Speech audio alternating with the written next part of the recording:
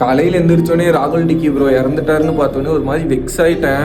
ஆனால் ப்ரோ நீங்கள் எவ்வளோ பேர்த்த உங்கள் இதில் என்டர்டெயின்மெண்ட் பண்ணி ரியாலிட்டியாக நடித்து நிறையா பேர்த்து சிரிக்க வச்சுருக்கீங்க. நீங்கள் இந்த உலகத்தை விட்டு போனாலும் கண்டிப்பாக நம்ம மனசை விட்டு நீங்கள் போகவே இல்லை ப்ரோ.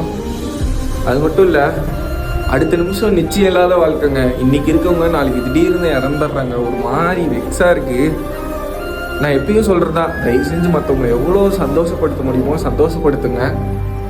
தயவு செஞ்சு அவர் ஆக்சிடெண்ட்டில் தான் இறந்தார். அது மட்டும் இல்லை, நான் எப்பயுமே வீடியோலையும் சொல்லுவேன், பைக்கை எவ்வளோ பொறுமையாக ஓட்ட முடியுமோ தயவு செஞ்சு பொறுமையாக ஓட்டுங்க, சேஃபாக இருங்க. லைஃப் இன்றைக்கோ நாளைக்கோ தான். நம்மளுக்கு தலையில் 20ன்னு எழுதியிருக்கோ இல்லை 70ன்னு எழுதியிருக்கோ, நம்ம என்ஜாய் பண்ணுங்க, வேணான்னு சொல்லவே இல்லை. தயவு செஞ்சு அந்த அளவுக்கு நம்ம சேஃப் அண்ட் செக்யூராக இருக்கணும்.